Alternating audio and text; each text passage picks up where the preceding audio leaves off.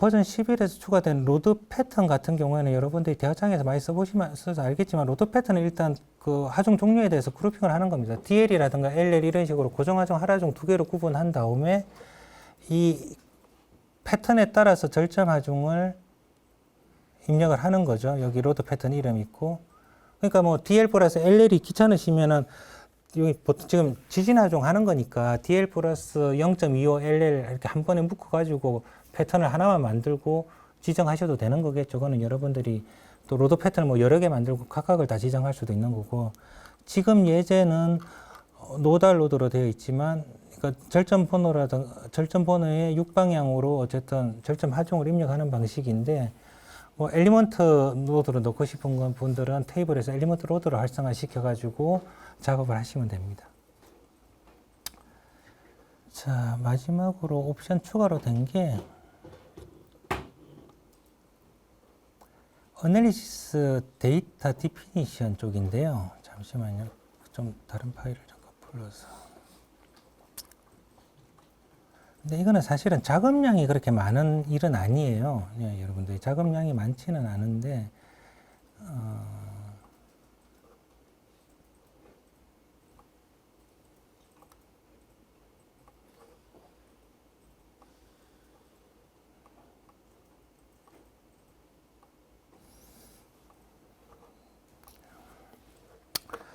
이 프로그램 열어서 잠깐 설명을 드리면은, 자, 해석할 때 로드 케이스 만드는 게 있고, 그 다음에 그 만들어진 로드 케이스를 가지고 이제 어널리시스 시리즈를 만들어 가지고 해석이 진행이 되는데, 여기 일단 중력 하중에 대한 로드 케이스 테이블이 있고, 뭐 푸시 오브도 있고 여러 가지가 있을 텐데, 이거는 비선형 지진 해석을 하는 거니까 다이나믹 어스케이크 로드 케이스라고 해가지고 두 개가 들어가 있고, 그 다음에 이 두 개의 로드 케이스를 가지고 어널리시스 시리즈를 갖다가 하게끔 구성이 되어 있습니다. 근데 이게 의미하는 게 뭐냐면은,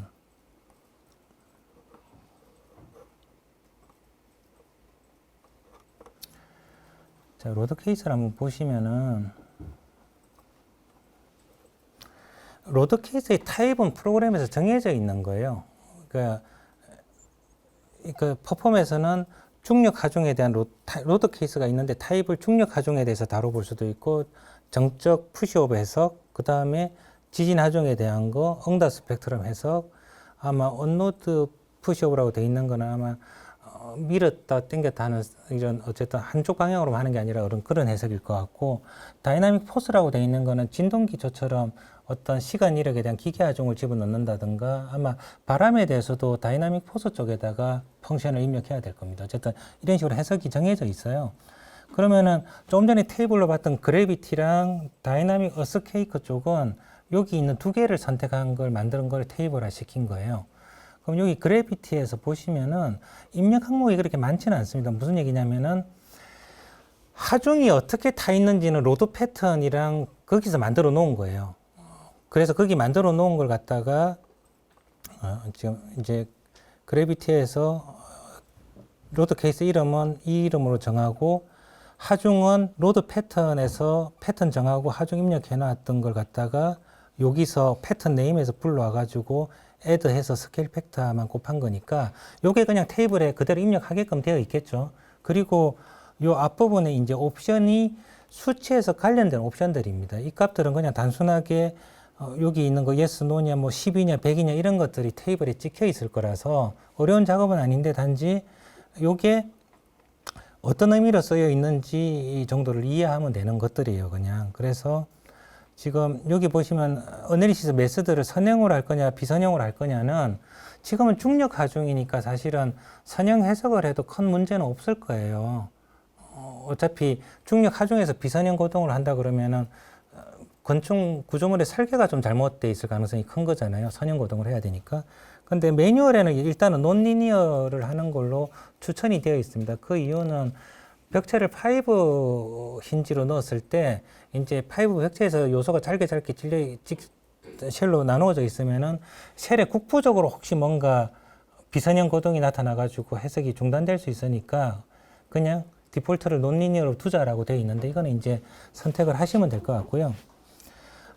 로드 스텝 부분은 이제 만약에 비선형 고동을 하게 되면은 하중을 증분해가지고 보통 수치 해석을 하게 되니까 그걸 이제 몇 개로 나누겠냐는데 지금 15로 돼 있는데 한 5 정도로 해도 상관없습니다. 이게 지금은 중력 하중은 그런 그 비선형 고동을 할 거라고 보지 않는 거잖아요. 실제로는 선형 고동을 할 거니까 충분히 10개나 5개만 해도 된다라는 거고요. 이 맥시멈 이벤트 인 애니 스텝이라고 돼 있는 거는 이 지금 맥시멈 이벤트를 갖다가 몇 개로 볼 거냐 이건데 지금 이거 100개도 많은 거예요. 그냥 이거 디폴트로 뭐 100을 쓰시든 10을 쓰시든 쓰시면 돼요. 그 얘기는 뭐냐. 이벤트라는 게 여러 의미가 있지만 이 탭이나 퍼폼에서 쓰는 이벤트도 다양한 의미가 포함되어 있는데 그래도 그냥 여기서 이런 해석에서는 그냥 이벤트를 소선거동을 했다. 탄성에서 꺾였다. 어떤 부재 특성치가 그렇게 이해를 하시면 돼요. 그러면은 그런 이벤트가 몇 개 일어났냐? 그러니까 시간 이력 해석, 지진 하중에 대한 시간 이력 해석을 하면 이 이벤트 수가 굉장히 많을 수 있겠죠. 근데 지금 중력 하중을 해석하니까 숫자를 뭐 10이나 20이든 이렇게 쓰시면 되는 거예요. 그래서 여기는 넘버가 테이블에 10이랑 100이 적혀 있을 텐데 뭐 5나 뭐 5로 이렇게 하셔도 되고 상관없는 거고요.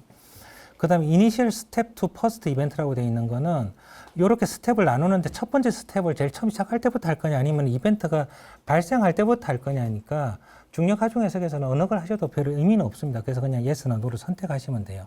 그 다음에 여기 어널리시스 스텝 조건이라고 되어 있는데 이거는 이제 해석을 갖다가 그 예를 들어서 우리가 백본 커브에서 X 포인트가 잔류력을 해가지고 쭉 이렇게 최종 밑으로 가는 거였는데 그 X 포인트를 넘어가면은 해석을 종료시킬 거냐 또는 드리프트에 보면은 내가 정의한 드리프트가 뭐 예를 들어서 허용치가 뭐 0.2%인데 그걸 초과하면은 해석을 중단시킬 거냐 뭐 이런 관련된 옵션들이에요.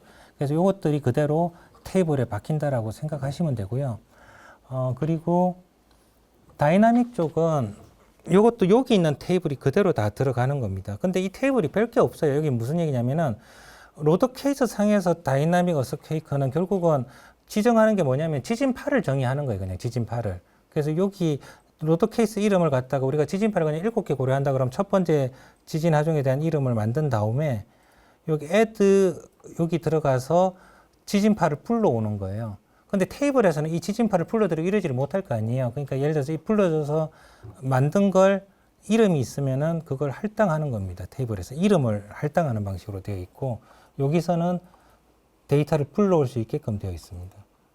그래서 요 지진파 만들어진 이름이 정해지고 나면 여기 전부 다 지진파의 토탈 듀레이션 시간은 몇 초고 데이터가 타임 간격은 몇 초로 되어 있고 이런 것들을 할당하는 거잖아요. 그죠? 그리고 맥시멈 이벤트를 몇 개 볼 건가? 여기 아까 전에 정적 중력 하중 케이스에서는 5를 보든 뭐 10을 보든 조금만 보면 된다고 얘기를 했지만 여기는 맥시멈 이벤트 수를 몇 개로 보느냐라고 이제 지정을 하게끔 되어 있습니다. 여긴 지금 굉장히 많은 숫자가 들어가 있는데 요거는 아마 71을 0.005초로 나눠가지고 막 크게 잡은 것 같은데 조금 이따 설명을 드리고 여기 해석 중단에 대한 조건은 동일하고요.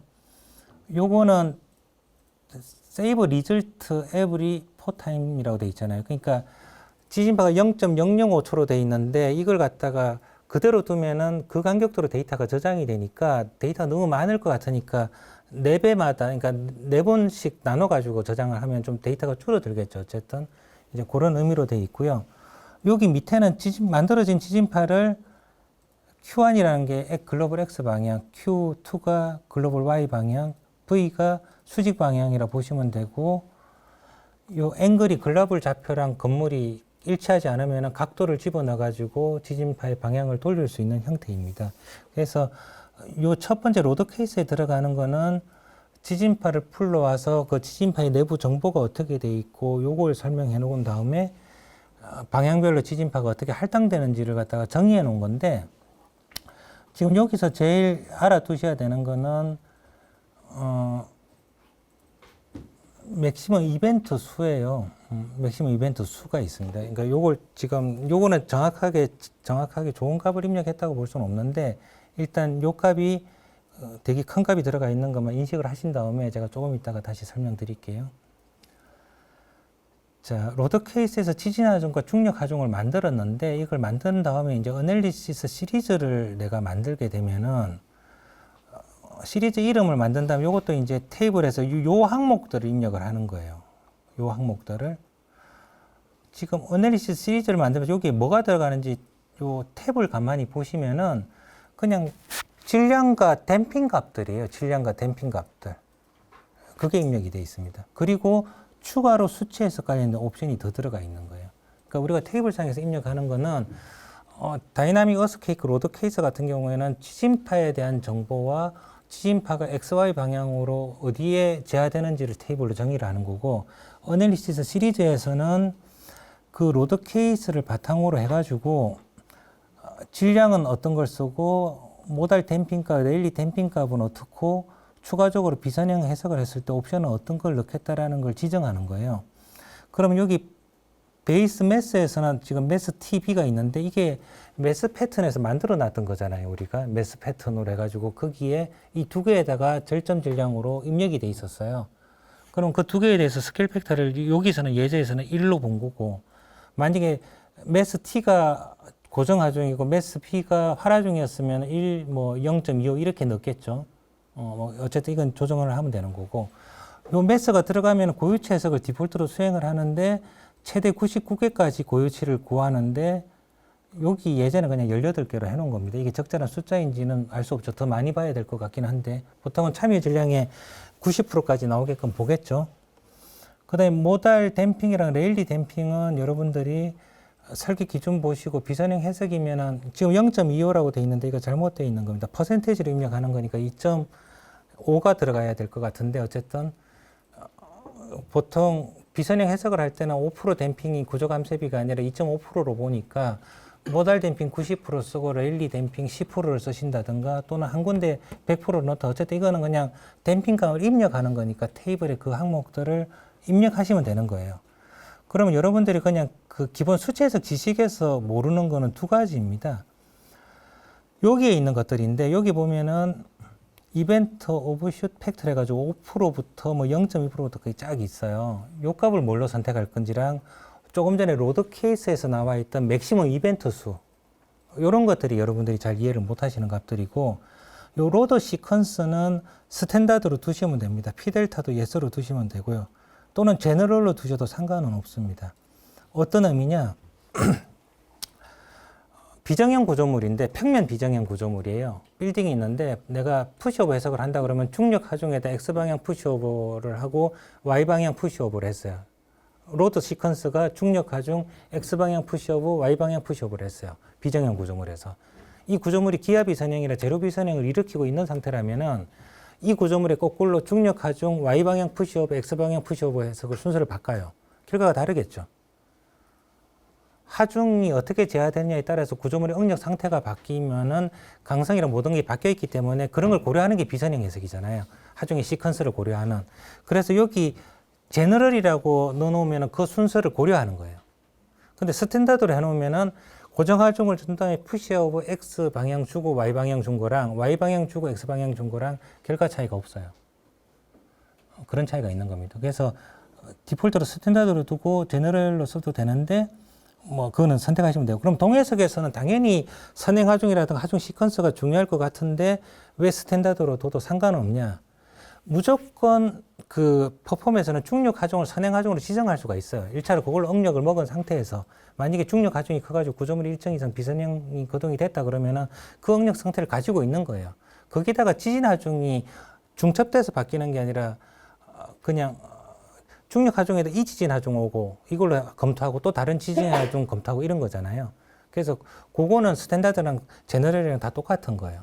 근데 만약에 지진 하중도 내가 X방향으로 따로 제하시킨 다음에 지진 하중과 또 누적해서 Y방향으로 제하하겠다고 옵션을 줬다. 그러면 의미 차이가 나는 거예요. 예, 그래서 그 옵션이고, 그럼 이거는 테이블에서 어떻게 변환된 거 이해하시면 되는 거고, 이제 여기 이벤트 오버슛 팩터랑 아까 전에 맥시멈 이벤트만 이해를 하시면 되는 거예요. 이거는 해석의 정확도에 많은 영향을 주기 때문에 여러분들이 잘 사용하셔야 됩니다. 지금 5%라고 돼 있는 것도 적절한지 아닌지는 아무도 알 수가 없는 거예요. 자, 비선형 옵션인데요.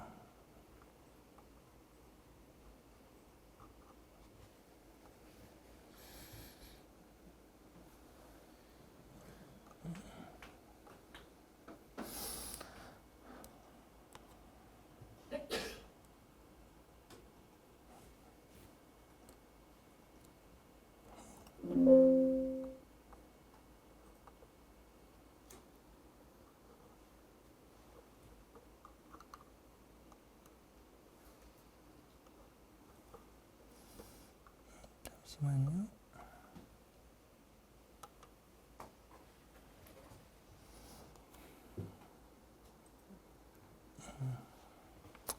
퍼포먼스 수치 해석 방법은 여러분들이 제니나 이탭스나 이탭스는 아니구나. 제니나 일본 범용 프로그램에서는 수치 해석 기법을 사용하고 있지 않습니다. 지금 보시는 일정 강성법이라든가 접선 강성법은 여러분들이 제니를 쓰실 때 다 쓰시는 옵션들이에요. 대부분 비선형 모델을 가지고 시간 이력 해석을 할 때 이 두 가지로 수치 해석을 합니다. 그래서 뭐 저도 정확하게 모르지만 그냥 기본적인 개념으로 봤을 때 하중 변이 곡선이 있고 저 곡선이 이거젝트 솔루션에 해당되는 곡선이라면은 처음에 해석을 할 때 일정 탄성 강성으로 시작을 해가지고 거기서 여기 지금 1번 같으면 첫 번째 해석을 했는데 이거젝트 솔루션과 요 결과값의 차이가 나는 게 오차값이고 이게 해소될 때까지 계속 이터레이션을 해서 근접해 가는 값을 찾는 과정들인데 요때 이 기울기를 보시면 이게 일정 강성을 쓰는 거예요. 항상 탄성 강성으로. 두 번째 그림은 처음에는 두 번째 거는 접선 강성을 쓰는 거예요. 접선으로 끄어가지고 만나는 점에서. 그러니까 이 그래프 상에서 보면은 일정 강성으로 했을 때는 반복 횟수가 굉장히 많아 보이고 접선 강성은 두 번만 해도 되는 것처럼 보이니까 이게 더 빠를 거라고 이제 생각할 수 있지만 문제는 얘는 탄성 강성을 그대로 쓰니까 강성 매트릭스 구하는 게 쉬운데 얘는 접선 매트릭스를 강성 매트릭스를 항상 구해야 되잖아요. 바뀔 이터레이션 할 때마다. 그럼 그걸 만드는 게 구조물에 따라서는 저렇게 여러 번 반복하는 것보다 훨씬 어려운 일일 수 있습니다. 그래서 어느 게 더 빠를지는 몰라요. 그래서 얘는 이터레이션 수를 갖다가 디폴트로 보통 우리가 이터레이션 몇 번 하라고 지정을 하면은 얘는 많이 적고 얘는 좀 적게 적으면 되겠죠. 그리고 이탭스에서는 처음에는 얘로 했다가 두 번째 수렴이 안 되면 얘로 하라 이렇게 섞어 쓸 수도 있어요. 수치 해석 프로그램마다 달라서. 그래서 이런 것들은 어쨌든 전통적인 방식으로 작업을 하는 건데 퍼폼에서 쓰고 있는 건 이벤트 투 이벤트 온리라 그래가지고 없는 수치 해석법을 만든 건 아니고 이 수치 해석 기법이 빌딩에서는 굉장히 빠르고 정확하고 좋더라라고 퍼폼 만든 교수님이 판단을 하셔가지고 퍼폼에 이해를 넣은 거예요. 이탭스나 세비처는 앞부분에 봤던 일정이나 접선 강성법이 들어가 있었고 근데 퍼폼은 이것 때문에 굉장히 빠른 효과를 내고 있었는데 그래서 퍼폼에 있는 솔루션을 세비천이랑 이탭스에서 갖다 쓴 거예요. 추가적으로.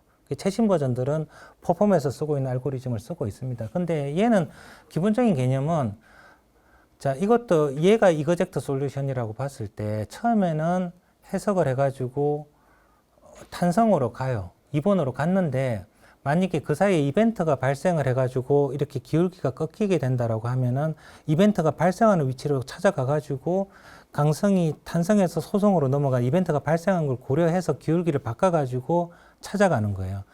이건 처음 이벤트가 하나일 때는 이렇게 갔다가 되돌아와서 기울기를 다시 찾아가지고 5번을 찾아가면 되는 겁니다. 근데 만약에 이벤트가 2개 발생했다. 그러면 이렇게 처음 해석을 했다가 이벤트가 꺾인 점으로 되돌아와서 기울기를 바꿔서 갔다가 또 이벤트가 발생하면 거기 가서 이렇게 가야 되는 거예요. 이 계속 가는 거예요. 이 이벤트 수만큼. 그렇게 가지고 정의를 찾아간다는 얘기인 거예요. 그러면 얘의 오차는 어디서 발생을 하느냐? 조금 전에 이벤트가 하나일 때 2개일 때를 보여줬는데 이게 이벤트가 동시다발적으로 많이 있는데 거의 붙어 있다고 생각을 해보세요. 만약에 붙어 있다고. 바짝 붙어 있다. 그러면 이 이벤트마다 기울기를 계속 바꾼다라는 게 굉장히 귀찮은 일일 수 있잖아요. 그래서 특정 오차 범위에서는 이렇게 3개가 있으면 얘를 하나로 보겠다라는 거예요. 특정 강도 차이가 크지 않다면은. 그게 아까 전에 오버슛 해가지고 5%라고 입력되어 있는 거 있죠. 그 의미예요. 이벤트가 발생하는데 이 3개의 차이가 5% 안에 들어오면은 얘를 그냥 하나로 보겠다.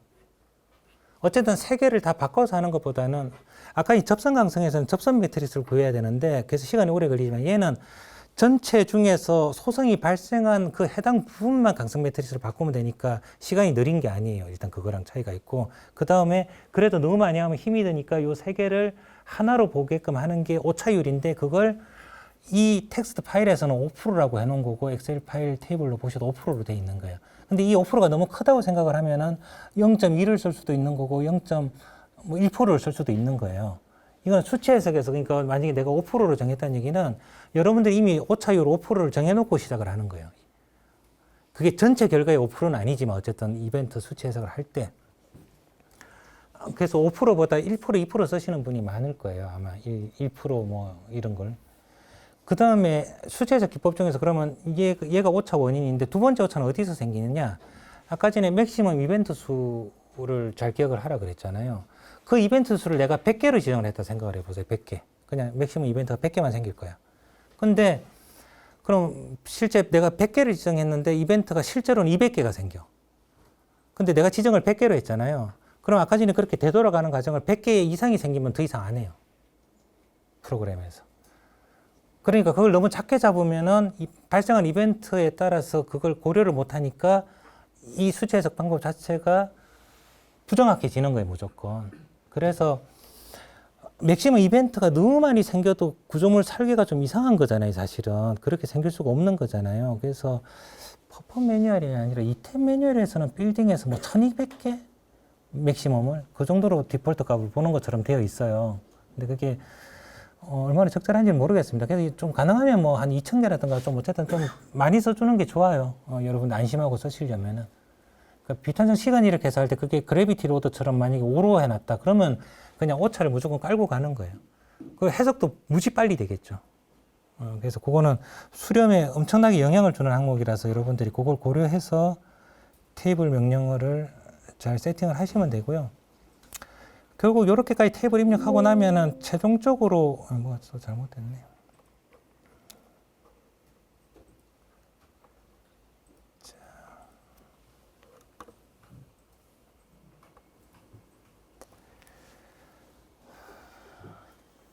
잠시만요.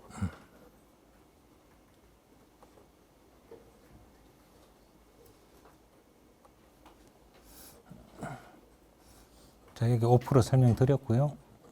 자, 여기 그러니까 수치 해석 옵션에 관련된 거랑 댐핑이랑 매스 이런 걸 지정한 다음에 여기서 어네시스 시리즈를 만들어 가지고 OK를 누르면은 아까 이 섹션 컷에서 이상한 정보가 들어가 있나 봅니다. 어떤 거 열어야겠다.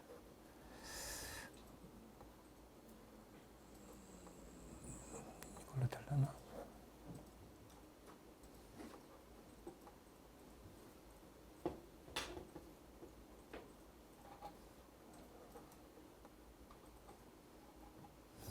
이 대화창이 나오는데 이거는 테이블 안 들어왔더라고요. 이게 뭐 그렇게 어려워 보이는 건 아닌 것 같은데 어쨌든 만들어져 있질 않아요.